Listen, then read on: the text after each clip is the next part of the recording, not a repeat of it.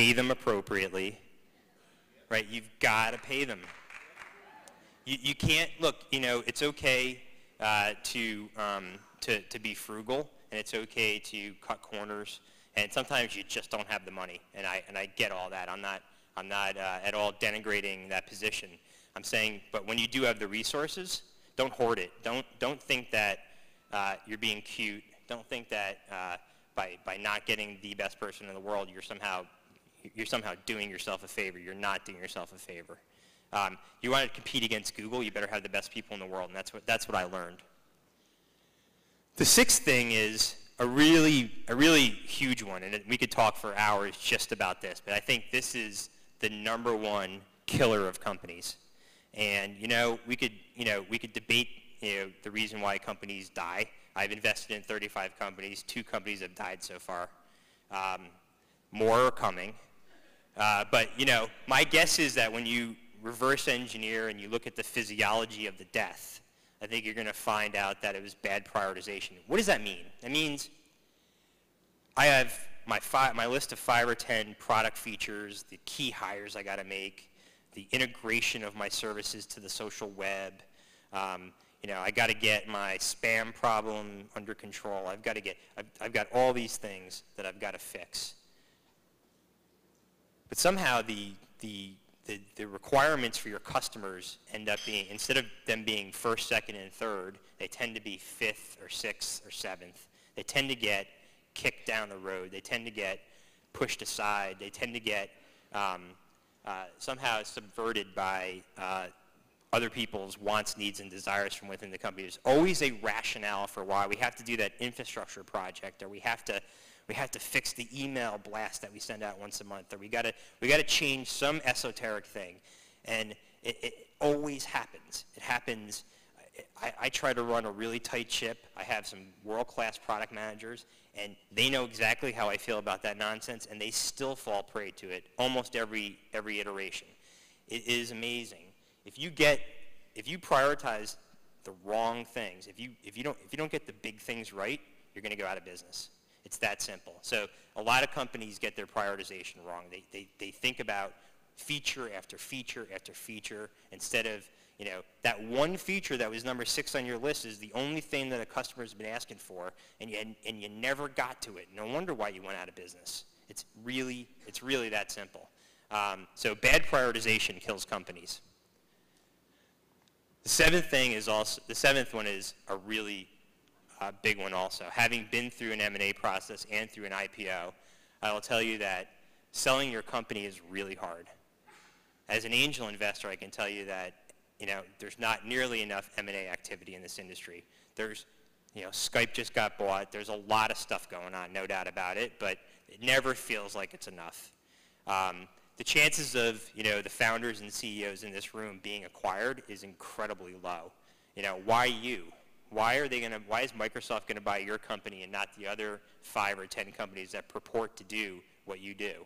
And just because you think you're the only one that does something, that corporate development person at Microsoft will beg to differ. They'll find another reason why that guy that's adjacent to you in the marketplace is just as good or better. And so you have to be, when I sold Quigo to AOL in 2007, that process started in 2004. You sell your company way before you sell your company. And that's, I think, a lesson that is somehow lost on people. I think a lot of people build companies now because they feel like someone's going to come and take them out for $10 million, 6 months from now, or 12 months from now, or 18 months from now. I hate that mentality. I think it's a terrible mentality. I think if you think that you're going to be a $10 million company, you'll probably be a 0. Maybe you'll get lucky, but the chances of you hitting the mark and getting bought for $10 million because you think you're a $10 million company are very low. When I was at Quigo in 2002, someone asked me how much I wanted to sell the company for. I felt the same way. Hey, $10 million would be great. In 2004, someone asked me how much I wanted to sell the company for. I said $50 million. In 2005, I got an offer from Fox, a guy named Ross Levinson, who just acquired MySpace. He offered me $175 million, which seemed like an astronomical amount of money. I said no. When I got back, yes, it proved to be a good decision.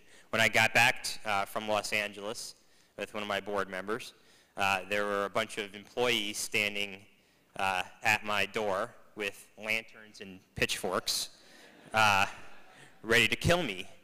And it's a fascinating story.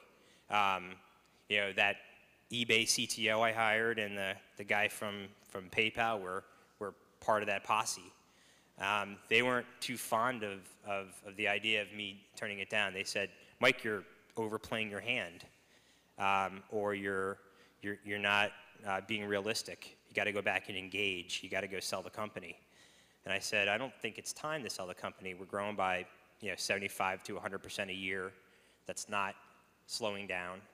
I feel really good about where we are. And I knew that at some point, I had faith that at some point, Microsoft, Yahoo, or AOL would come knocking on the door. They were already sniffing around. We had partnerships with them. They were kicking the tires. They knew we had a world-class tech team. I knew that eventually, all roads led through us when they were going to be out in the marketplace looking for ad technology. And so, I had looking back, was the courage really to say no. One of my best lieutenants came to me and said, look, you're losing half the team. Half the team thinks you're crazy and out of touch with reality.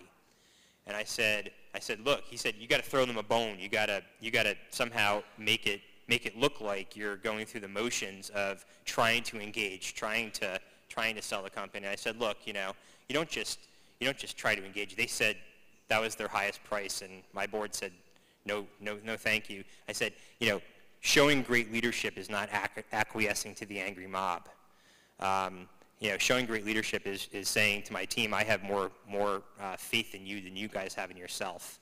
And that's kind of how I put that to rest. The next year, I went to my board of directors and I said, Microsoft, Yahoo, AOL, one of those three is going to buy us. Now is the time, with the real estate market being as frothy as it is, now is the time that we have to engage. They're all sniffing around. We hired Goldman Sachs. Goldman Sachs conducted what's called an auction process, which basically means that you get people bid on you the way they bid on things on eBay. And 6 months later, we had offers from Yahoo and AOL, and eventually we sold the company to AOL. But I knew in 2004, when I went to Dulles, Virginia, to meet with the corporate development team of AOL, I told them that you guys someday are going to buy this company because we are doing things that fit strategically with your portfolio. And so I planted the seed in 2004 that eventually blossomed into a full-blown acquisition. Now, talk about bad luck. The guy that I met with in 2004 is a guy named Mike Kelly, who became the president of AOL and now is the CEO of weather.com, or the Weather Channel. 4 months into the 6-month-long M&A process, Mr. Kelly got fired. He was the chief evangelist, the person spearheading the M&A effort for AOL. And halfway through our process, the deal died because the guy that was leading the deal got fired. And I happened to have one phone call I could make to try to fix that problem. Right prior to the acquisition, or to the process starting, I'd put one person on my advisory board. I had one guy on my advisory board at Quigo. His name was Jack Hare. He was a grizzled veteran for 30 years. He had just been sort of pushed out gently from the company. I knew he was golf buddies with the president of AOL, and I called him up and said, you're never going to believe this, the deal's dead. And he said, well, it just happens to be the case that I'm having golf with Mr. Kelly on Sunday. I'm playing golf with him on Sunday. Do you want me to say anything? And I say, yeah, tell him that, we're not as far away on price as you think. We should get this thing back on track. And literally within about 6 hours the next day, I got a call from the CFO of AOL saying, okay, look, this thing's back on. Here's our price. Take it or leave it. We eventually took it, and that was it. But look, that process started in 2004. It took 3 years to sell the company. So the notion that you can just build something in 6 months and flip it because you think it's going to happen is a little bit crazy. And as an investor, I really try to caution people around thinking that way. That's it. Does anyone have any questions? Hopefully people found this useful and interesting.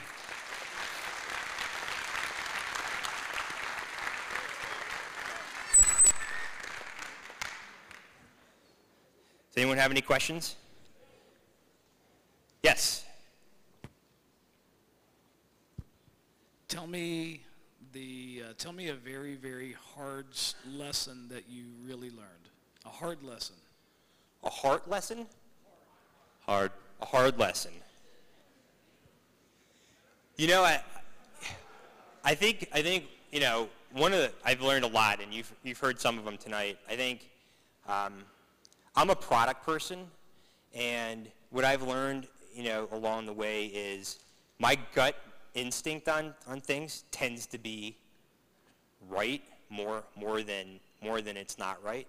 And the few times where I've been deferential in that I've let someone else do something with a product feature or a design concept that I knew ran counter to what my gut reaction was, it's always ended up being wrong.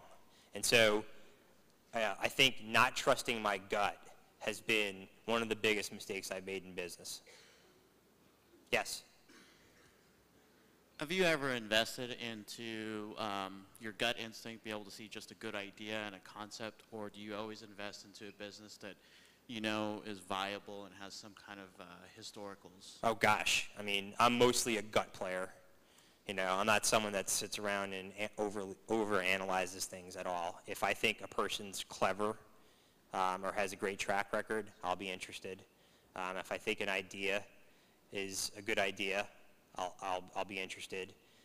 If I think if a category looks, I mean, there's so much exciting stuff going on in mobile right now, right? I mean, the upside potential in a great, well-executed mobile company is literally limitless right now. It just, no one knows where the top is. And so if it's a good person who's intellectually agile, I'm interested in investing.